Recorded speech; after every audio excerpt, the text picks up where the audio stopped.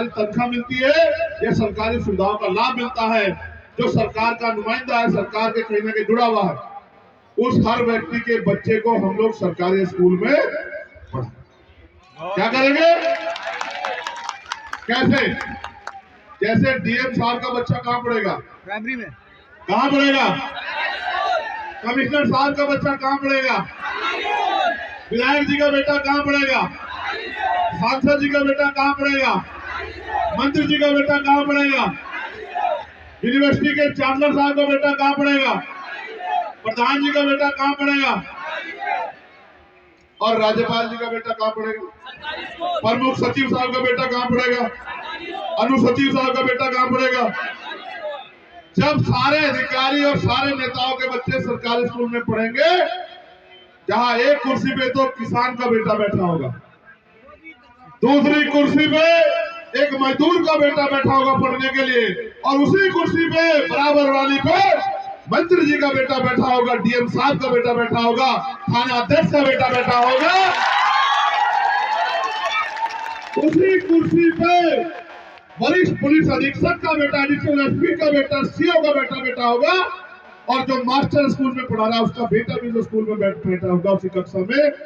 तो फिर वो आपको अच्छी पढ़ाई देना चाहे ना देना चाहे, लेकिन उनके बच्चों को अच्छी पढ़ाई देंगे तो आपके बच्चे भी अच्छी पढ़ाई प्राप्त करेंगे। दूसरा, इससे फायदा क्या होगा? ये बड़ी बड़ी मीनारें खड़ी कर दी प्राइवेट सेक्टर की, जहां 5,000 रुपए आपको देने पड़ते हैं अपने बच्चों को पढ़ाने के लिए, 2,000 रुपए देने पड़ते हैं। ये जो आपकी जेब काट रहे हैं अमीर लोग, एक तो हमारा पैसा बच जाएगा, दूसरा हमें बहुत कम पैसे पे अच्छी पढ़ाई कराने का मौका अपने बच्चों को।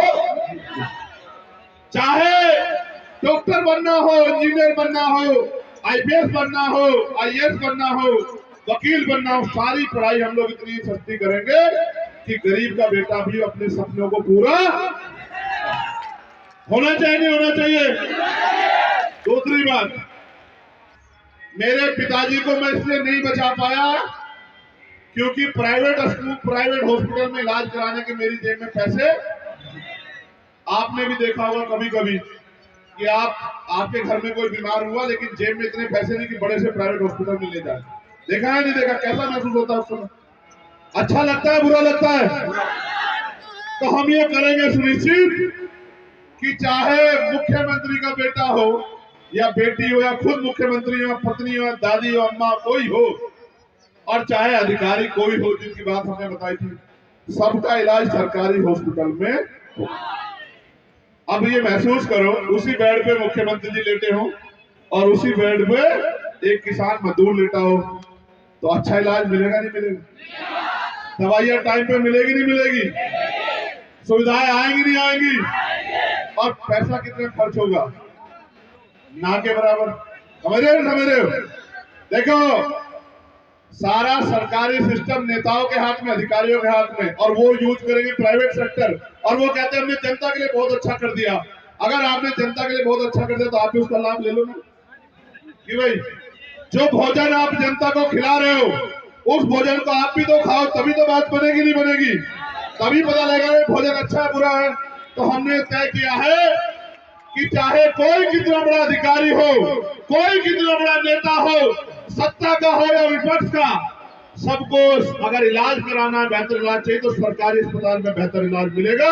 तो जो गरीबों की जेब काटी जा रही है प्राइवेट हॉस्पिटल में, वो प्राइवेट हॉस्पिटल में जेब काटनी बंद। आपको फायदा होगा नहीं होगा बताओ?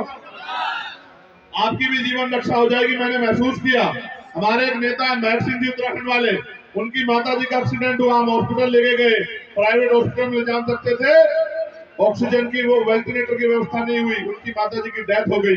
लेकिन मेरे पड़ोस में रहने वाले एक हमारे साथी पैसे वाले प्रधान जी का एक्सीडेंट हुआ, सर में बहुत भयंकर चोट लगी, उनको वहीं एक हॉस्पिटल है मेडिग्राम, उस हॉस्पिटल में ले गए। 15 दिन के इलाज के बाद, इतनी चोट लगने के बाद वो सुरक्षित वापस आ गए।